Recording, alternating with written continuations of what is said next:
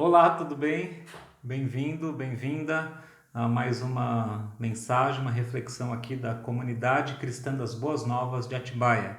Essa é a série Depois da Cruz. Nós estamos numa série de mensagem que chama Depois da Cruz. Esta é a segunda mensagem de três. Antes da Páscoa, nós estivemos vendo a série O Caminho da Cruz, né? Principalmente reflexões no Evangelho de Marcos, como a gente via claramente Jesus marchando para o seu objetivo num caminho muito claro, e enquanto ele marchava para o seu objetivo, ele expulsava o mal de onde ele passava, das pessoas, de famílias e de lugares inteiros, enquanto ele trazia coisas boas, curas, né? Ele trazia ao amor, bênçãos, né? Ao mesmo tempo que, óbvio, ele proclamava a verdade e o que a mensagem dele dizia: arrependam-se, pois o reino de Deus chegou. Claro, estava apontando para si, apontando para ele mesmo, mostrando que se os homens não se arrependessem das suas obras, de quem eles eram, e não confiassem nele, não teriam acesso ao reino de Deus. E naquela série, O Caminho da Cruz, Jesus marcha confiantemente para o seu objetivo, enquanto ele faz os seus discípulos para uma obra posterior da dele, né, autorizado por ele, ele vai para o caminho dele, para o objetivo dele, que é a cruz. Esse guerreiro poderoso, ele é meio que tenso, né? Você vê aquele que vinha vencendo tudo, de repente ele se entrega e morre, né? Claro que tudo isso a gente entende pela narrativa bíblica que era o necessário para que o ser humano alcançasse salvação. Jesus morreu a nossa morte para a gente poder finalmente viver e viver a vida dele, certo? Naquele momento, então, o amor, naquele momento da cruz, né, da crucificação de Jesus, o amor de Deus encontra a justiça de Deus, né? Deus ama o homem a ponto de salvar o homem carregando os pecados do homem. Então estava todo o pecado do mundo em Jesus, amor de Deus. E ao mesmo tempo descendo a justiça divina, a punição devida ao pecado. Pecado, errar o alvo de Deus. Quem não acerta perfeitamente o alvo de Deus está perdido. E esse é, na verdade, a realidade de todos, ok? Naquele momento, o amor de Deus e a justiça de Deus tem o ápice deles, né? E também tem um encontro ali, o maior momento de amor de Deus, o maior momento da justiça de Deus. Cuidado, tá? Se você é deslocado em um dos dois, você está meio deficiente na sua compreensão de Deus. Olha, Deus vai quebrar porque Ele é justo também, tá? O maior ato de justiça e de juízo de Deus foi ali na cruz, ao descarregar a ira divina sobre Jesus. Ok? Ok. Jesus morre na cruz pelos nossos pecados, pelo pecado do homem. Ufa! E aí é oferecido a nós salvação. Quem crê em Jesus finalmente está vivo. Finalmente está vivo. Mas não acaba ali, porque 3 dias depois ele ressurgiu, e é isso que nos dá vida, porque senão nada faz sentido, né? Ele morreu, tá. Agora ele ressuscitou, ele venceu a morte, venceu o pecado, venceu os inimigos, né? Venceu os demônios. Tudo está nas mãos dele, e é o que ele fala em Mateus capítulo 28, do verso 18 ao 20, que é o nosso texto de hoje, e a nossa mensagem de hoje está dentro desse contexto. Depois da cruz, Deus tem todo o poder, Jesus está com todo o poder em suas mãos, autoridade, e ele muda, e ele pode, se a gente dá acesso a ele, ele muda o nosso ser em coisas lá que a gente falava, não, isso aqui nunca muda, ele tem todo o poder, né? Abre a sua Bíblia aí em Mateus capítulo 28, do verso 18 ao 20. E esse poder também muda o nosso olhar sempre para a gente, sempre para a gente, sempre para a gente, para um olhar para fora, um olhar para o outro de verdade, finalmente, menos egoísta e mais altruísta. E também muda, como a gente terminou a mensagem passada, o nosso foco de vida, objetivo é qual? Ele pode mudar isso também e muda. E a nossa mensagem hoje diz isso, submeter-se a Jesus é fazer discípulos que farão discípulos, espalhando a multiforme graça de Deus. Então, submeter-se a Jesus é fazer discípulos que farão discípulos, espalhando a multiforme graça de Deus. Mateus capítulo 28, do verso 18 ao 20. Abre a sua Bíblia, vamos caminhar juntos nisso nos próximos 20 minutos. Eu peço para que você realmente abra a sua Bíblia. Se for preciso, dá uma pausa aí, acha uma Bíblia física ou um celular, dá um jeito disso acontecer. Ou se não tem nenhum jeito, vê o vídeo, depois abre lá, depois ou lê primeiro, depois vê o vídeo. É importantíssimo que você leia a palavra de Deus, você, tá bom? Mateus 28, do verso 18 ao 20, diz assim: então Jesus aproximou-se deles e disse: Foi-me dada toda a autoridade nos céus e na terra, portanto vão e façam discípulos de todas as nações, batizando-os em nome do Pai, e do Filho, e do Espírito Santo, ensinando-os a obedecer tudo o que eu lhes ordenei. E eu estarei sempre com vocês até o fim dos tempos. Pai, por favor, fale conosco, nos instrua, nos mova o coração, arranca a gente do pecado, da rebeldia, do egoísmo, de estarmos autocentrados, para que a gente finalmente viva uma vida digna do Senhor em relação a se submeter e obedecer o que o Senhor disse aqui tão claramente. Por favor, fale conosco através do teu Santo Espírito, em nome de Jesus. Amém. Então, texto lido, Mateus 28, de 18 a 20. Eu disse que esse texto diz que, pelo menos agora, nossa segunda mensagem, submeter-se a Jesus é fazer discípulos que farão discípulos, espalhando a multiforme graça de Deus. Eu gostaria que você imaginasse uma coisa. Imagina um mundo cheio de zumbis, cheio de mortos-vivos se arrastando por aí. Você já viu alguma série, algum filme, alguma coisa a respeito disso? Ficção, claro, mas tem algo que a gente sempre pode olhar, imaginar e falar: engraçado, isso parece muito com o que diz na Bíblia sobre pessoas. Imagina um mundo cheio de zumbi, de morto-vivo, andando, se arrastando por aí, vivendo no automático. Imagina esses seres, eles estão atrás de só uma coisa. Nos filmes, talvez mais antigos, algum irmão aí vai lembrar, né? Eles estão atrás de miolos, né? Quero comer miolos, coisa nojenta. Nas séries mais novas, eles estão afim de tudo, né? Pode ser qualquer pedaço de outro ser ali tá comendo, né? Também nojento, né? Mas pensa, são seres que não estão vivos de verdade, mas estão mortos, mas de alguma forma participando do mundo junto com a gente, né? Ali andando, se arrastando, vivendo no automático, sempre querendo aquilo lá que eles querem para continuar vivos. Pensa, talvez esses zumbis dessa coisa aqui que a gente está imaginando estejam sempre querendo dinheiro, precisa de dinheiro, preciso de independência financeira, ou sexo. No Brasil, qualquer coisa vira sexo, qualquer coisa é piada com sexo. Se você mudar a entonação da tua voz, o cara, entendi, sexo. Cara, que preguiça disso, mas imagina mortos-vivos por aí só atrás de sexo, ou de diversão, ou não, talvez tenham mortos-vivos mais refinados, né? Mais namastê, gratiluz, eles estão afim de, né? Do quê? Não sei.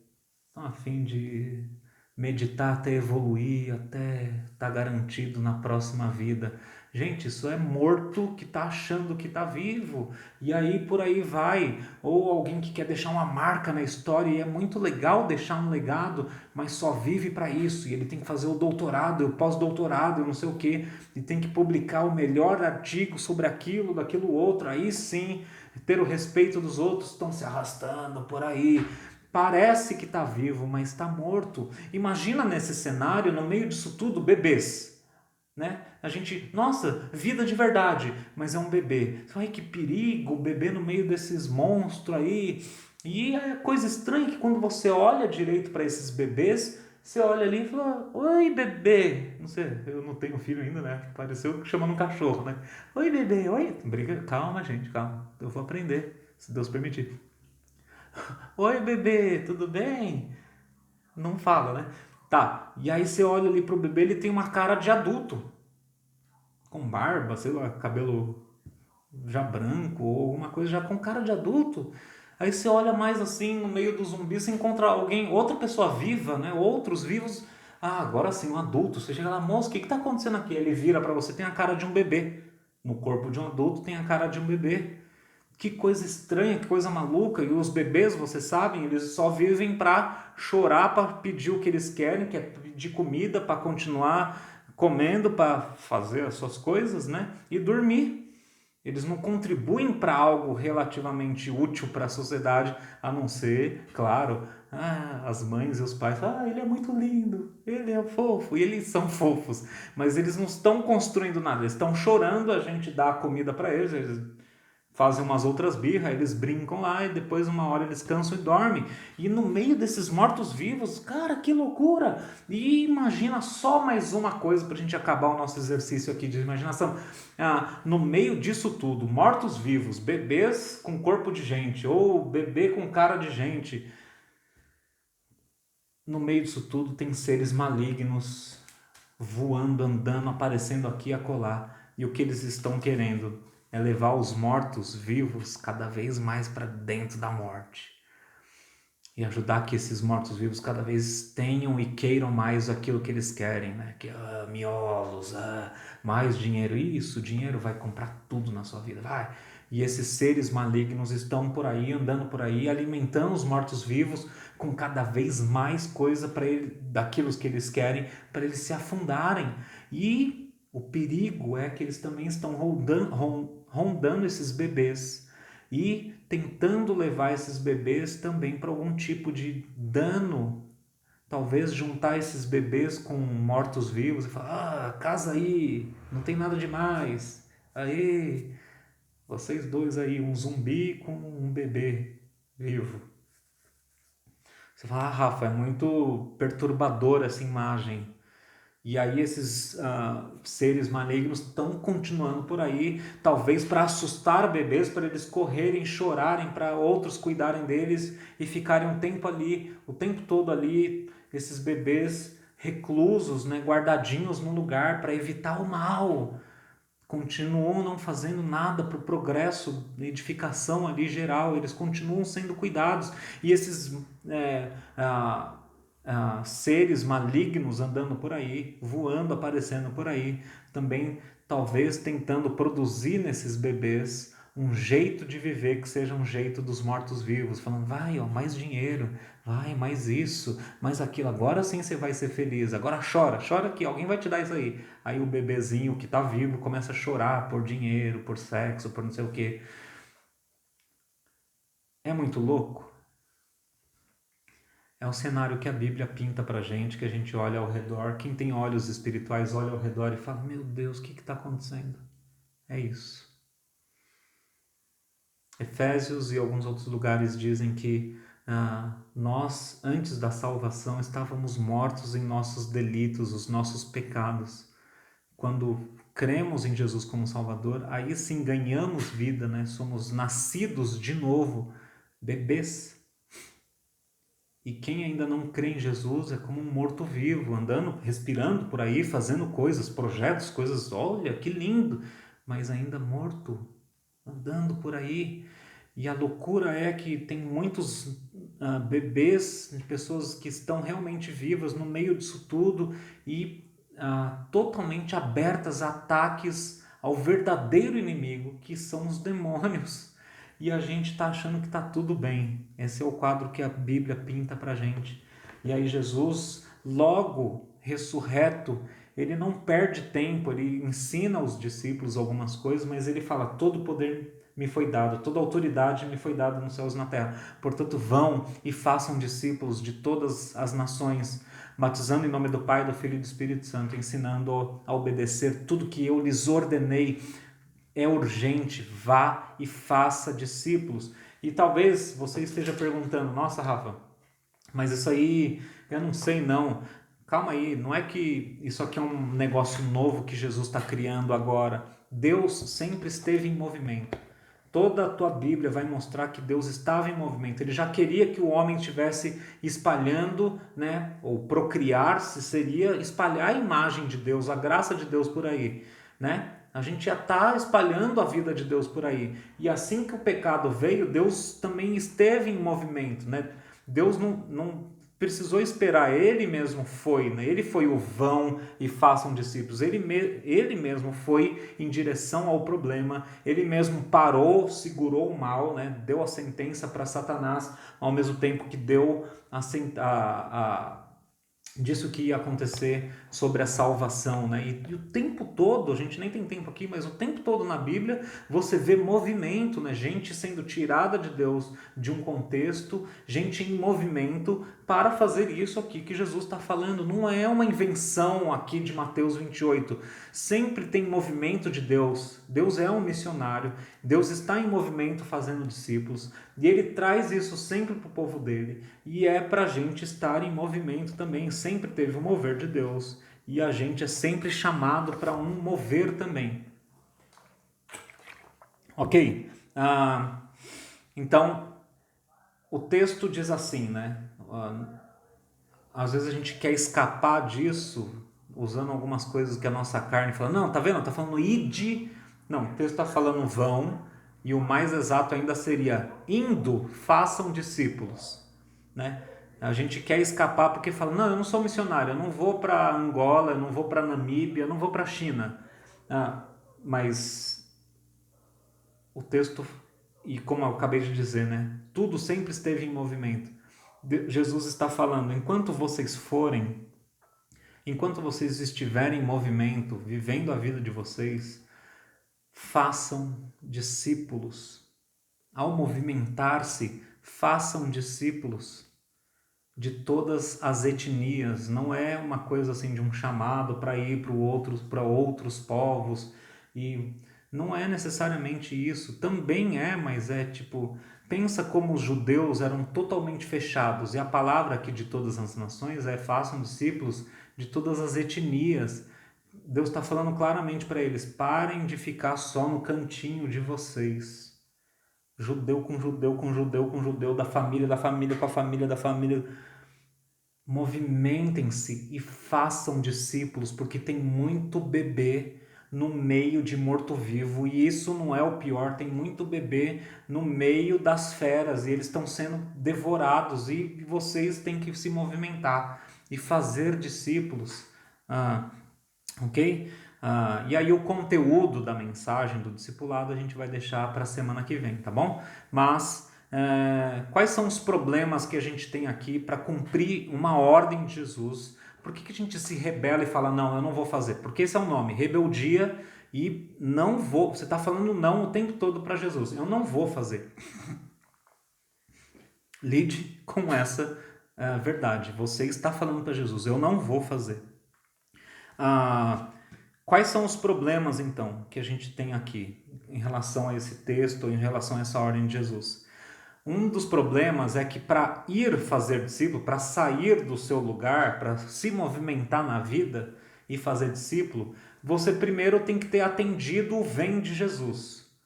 Então, se você nunca veio para Jesus, você nunca vai comissionado por ele. Só estão os 12, ou os 11 aqui, desculpa, só estão sendo comissionados para ir porque primeiro eles falaram sim para Jesus. Quando Jesus falou para Mateus, Mateus, vem, o que Mateus fez? Ele foi, ele não ficou, tem que fazer um estudo bíblico para saber se eu vou. Me convença com 13 mensagens sobre ir com Jesus. Não, ele foi, ele reconheceu, Jesus é o Senhor, eu vou. Então, um dos problemas aqui para a gente não tem como eu me mover no ir fazer discípulo se eu nunca vim. Não tem como você pensar em algo disso se você não veio a Jesus. Quem não veio não pode ir, entendeu? Simples assim. Outro problema para a gente. eu não estar me movimentando, não estar em movimento para fora do meu quadrado. Façam discípulos de todos os etnias, sai do teu quadradinho e abre, levanta a cabeça, tira a cabeça do buraco e olha para o outro. Não tem como eu responder um problema, então, para eu responder a ordem de Jesus, é eu não estar em movimento. Eu não estar disposto a sair do meu quadrado, sair dos minhas velhas e boas e sempre as mesmas coisas. Não tem como eu fazer isso. Fazer discípulo se eu fico parado nas mesmas coisas. Isso quer dizer, se você continua sempre nos mesmos grupos, com as mesmas coisas, as mesmas amizades, os mesmos...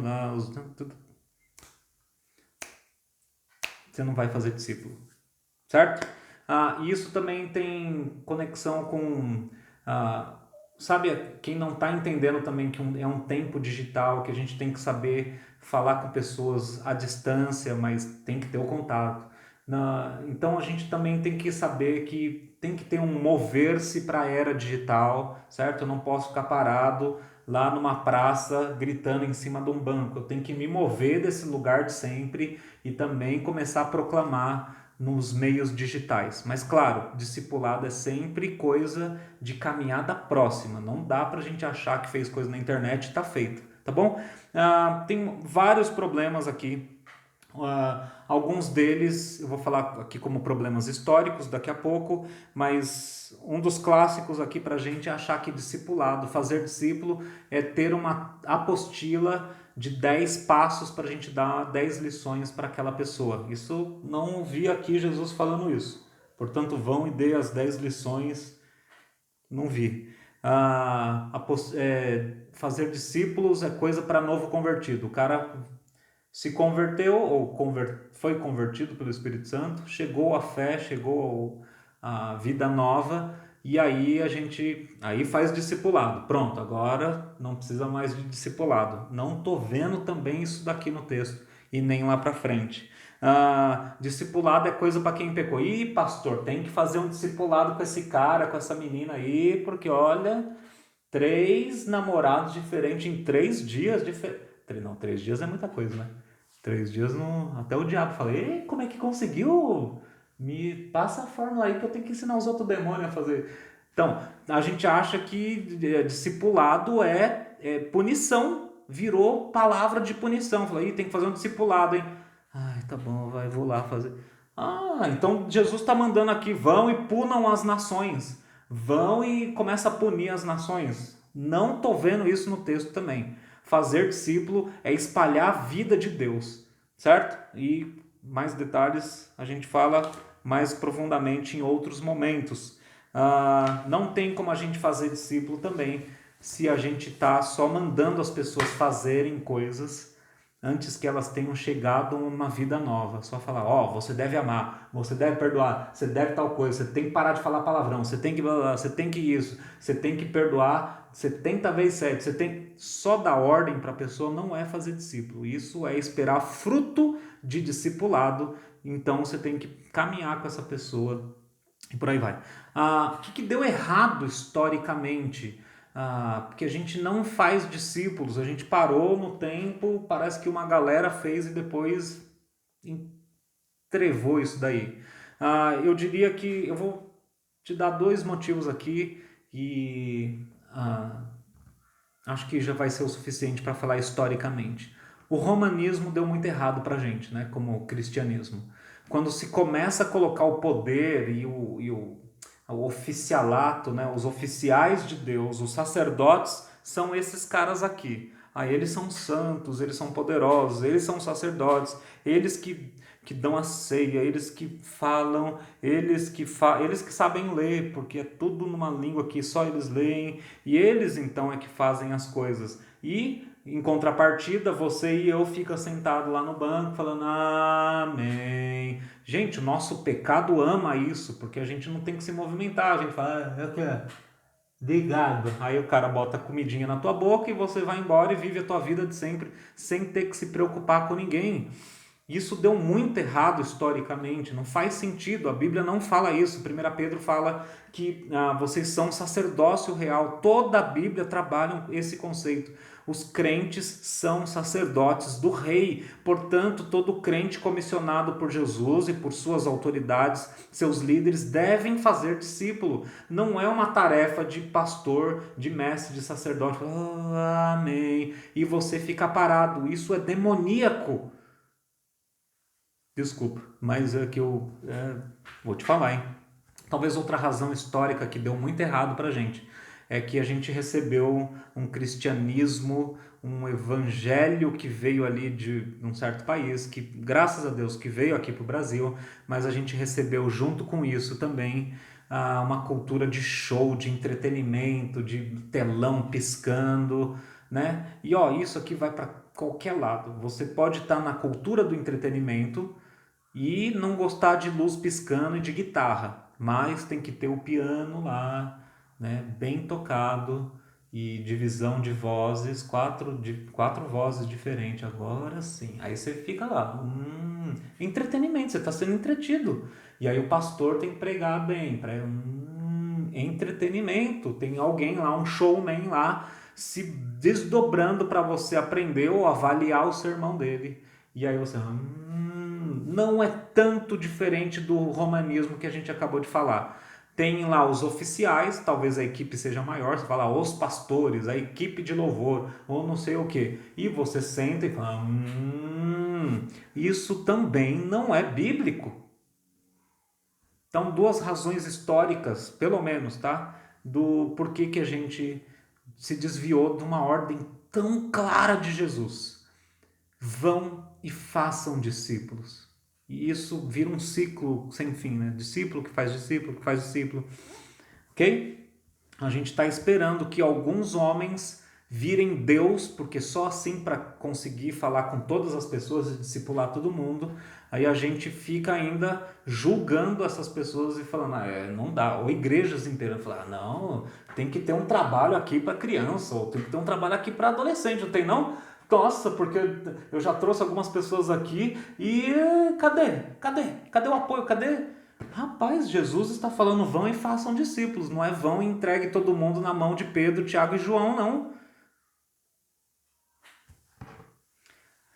Isso historicamente, agora rapidinho, o que anda dando errado hoje em dia para a gente cumprir essa ordem? Talvez nas suas múltiplas células por aí, grupos pequenos, etc e tal, a gente encontre um tipo de discipulado que ele é experiência, né? Ele é misticismo, ele é experiência com Deus, eu senti e senti o quê? Aí a pessoa converteu do quê?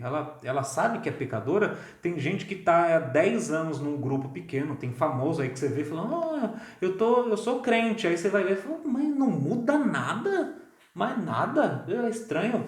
Só que não é só esse lado, né, meio assim, de experiência, meio, é o outro lado também. Tem grupos que se encontram, que tá achando que isso é discipulado, que estão eternamente lendo a Bíblia, fazendo estudos profundos, olha aqui no grego, olha isso, aquilo outro, tal, e todo mundo ficando cabeção e não tem mudança de vida, não tem outras pessoas também falou, estou entendendo, estou mudando a minha vida e eu também vou fazer isso com outros e vou trabalhar na vida de outros. Então são só dois lados da mesma moeda e por aí vai, certo? O que nós temos também, para terminar aqui, problemas modernos, né? Que talvez sempre foi assim. A gente tem um tipo de antidiscipulado, né? As pessoas que ensinam com a sua própria vida e até tem um ensino que vai contra o ensino de Deus no meio do povo de Deus. E aí você trabalha, você que se movimenta e faz discípulo, trabalha com seu discípulo. Caminha com alguém. Ensina, ora, sofre, chora, dá bronca e ora e vamos lá e vai e aí essa pessoa que você discipula passa um dia, um fim de semana, um negócio, uma viagem com o outro fulano da igreja, pronto. Aí tem o antidiscipulado, aí parece que é o discipulado do capeta, vira tudo ao contrário, né? Tudo que é de Deus parece que vira ao contrário. Esse é um dos problemas que a gente encontra sobre fazer discípulos hoje em dia. Você tem gente ensinando com o ensino e a Bíblia e a própria vida de um lado, e tem gente desensinando do outro lado, com a própria vida e arrastando gente para o buraco junto. Ah, eu, ah, uma das coisas que me deixa bem assim constrangido, que tem atrapalhado a gente obedecer, a gente tem que se ligar nisso, é que há um profundo e resistente, enraizado rebeldia no nosso coração para a gente obedecer Jesus. E é simples assim, a gente vai encontrar 1000 razões, 1000 jeitos de não fazer o que Jesus falou. Arrependa-se. Arrependa-se se esse é o teu caso, se você não tem obedecido a Jesus. Arrependa-se se você tem feito até o contrário, ao invés de fazer discípulo, você tem sido uma força negativa na vida dos outros. E a tua vida, ao invés de ensinar diligência, acordar cedo, também honrar Deus com o próprio trabalho, a tua vida vai para o contrário e arrasta a gente. Arrependa-se. Ao invés de ensinar uma pureza sexual, em duas, três conversas, você já está arrastando gente com você. Arrependa-se, arrependa-se. E eu falo isso para mim também, né? Que a gente se arrependa de não estar cumprindo a simples palavra de Jesus. Vão, movimente-se, né? Saia do teu quadradinho e faça discípulos.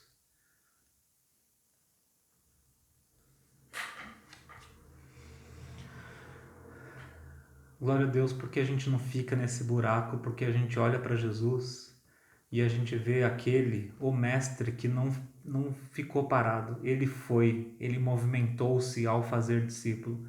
Ele foi paciente. Ele ensinou, reensinou, falou: nossa, vocês ainda não aprenderam, vamos lá. Ele colocou gente na ação, depois ele ajudou, levantou, ele ensinou um pouco mais, alimentou a fé deles, mandou para frente, depois recebeu eles de novo, falou: e aí, como é que foi? Ah, foi assim, Jesus. Nossa, que homem, Deus paciente, que cuidou dos seus discípulos, que falou: oh, legal que vocês gostaram disso, agora presta atenção nisso aqui que é mais importante ainda. Glória a Deus por Jesus, que nunca falhou na tarefa de fazer discípulos. Louve a Ele, mas deixa a gratidão transbordar por causa de Jesus, porque Ele cumpriu tudo. Até nisso, Ele pagou o preço do teu pecado e do meu pecado e depois apresentou a gente a roupa dele, né? O manto de o discipulador. Falou: olha, eu discipulo mesmo, hein? Na verdade, é o manto de Jesus aqui. Eu cuido de pessoas. Glória a Deus por Jesus, porque Ele fez isso. A gente não queria parar aqui, tá? Não queria que vocês parassem só nisso, mas se já tem arrependimento, que haja uma oração para que o Espírito Santo produza essa vida em vocês. Posso dar uma dica de como fazer discípulos, né? Para que a gente está fazendo? O que, para que e como, a gente vai deixar para a próxima mensagem, tá? O que do discipulado, a mensagem e como viver com eles, com discípulos, com os nossos discípulos, próxima mensagem. Mas como? Posso falar já hoje como? Vamos lá. Vou falar de coisinhas aqui bem rápida e você já anota e fala: isso aqui dá. Movimenta a tua vida. Movimenta a tua vida, sai de casa, sai dos velhos hábitos, trabalhe, sai do mesmo grupo de amigos de sempre, atravessa o salão da igreja, sai do grupinho que você sempre fica e dá 5 passos para o lado e conversa com alguém. Talvez você já vai encontrar ali teu discípulo, certo?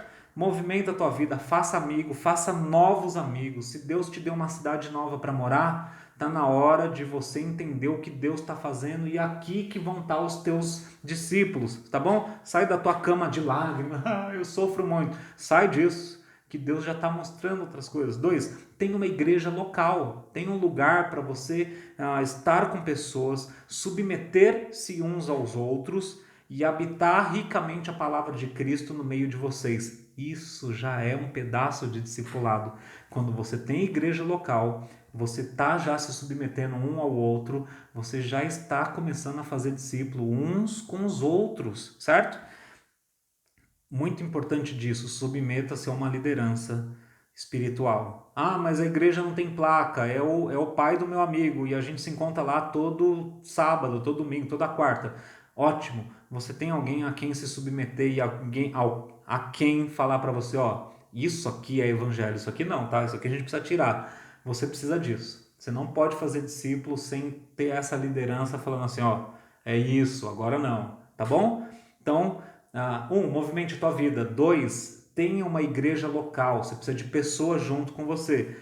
3, agora ficou fácil, hein? Pais, tios e tipo tios. Os teus filhos, sobrinhos e os teus tipos sobrinhos, o pessoal fala afilhado e tal, não tem problema. Eles já são discípulos em potencial. Pregue o evangelho para eles.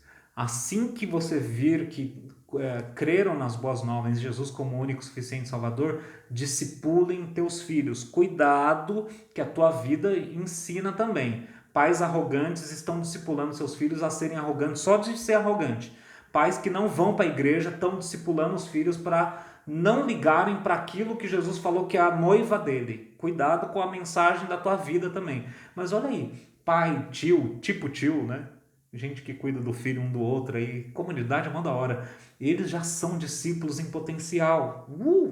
A gente vê resultado disso na vida dos nossos irmãos, certo? 4, assuma o ensino de um grupo da igreja debaixo da liderança da tua igreja. Não vai fazer revolução e começar a ensinar eu acho, eu sinto que...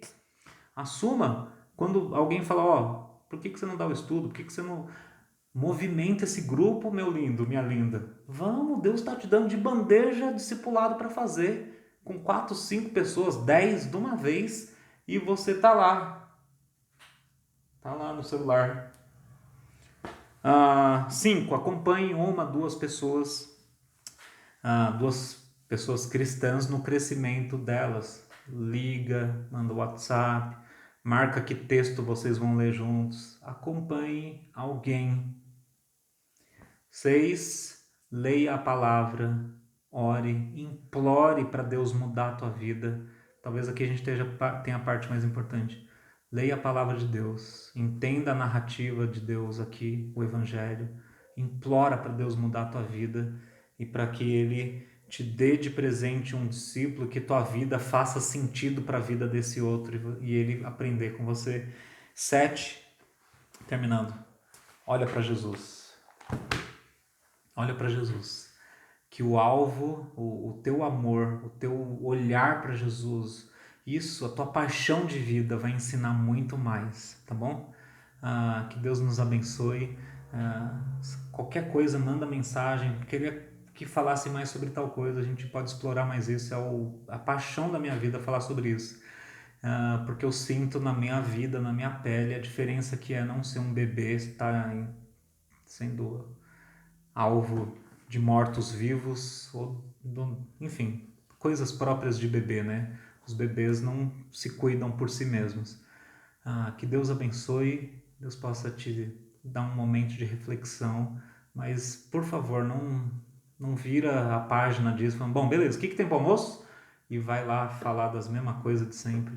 Por favor, deixa Jesus transformar o teu posicionamento quanto a isso, principalmente se você já está caminhando num grupo cristão para mais de anos. Por favor, não deixe isso virar uma... legal. Bom, ou complicado, né? Misericórdia. Tá bom. Não deixe isso virar isso, não.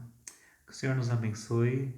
Jesus é a nossa salvação. Isso não é um peso, você não vai perder a salvação por causa disso, certo? Que o Pai possa nos abençoar. Senhor, muito obrigado por esse tempo, pela Tua palavra. Nos motive, nos transforme, nos mova em direção ao outro, em nome de Jesus. Amém.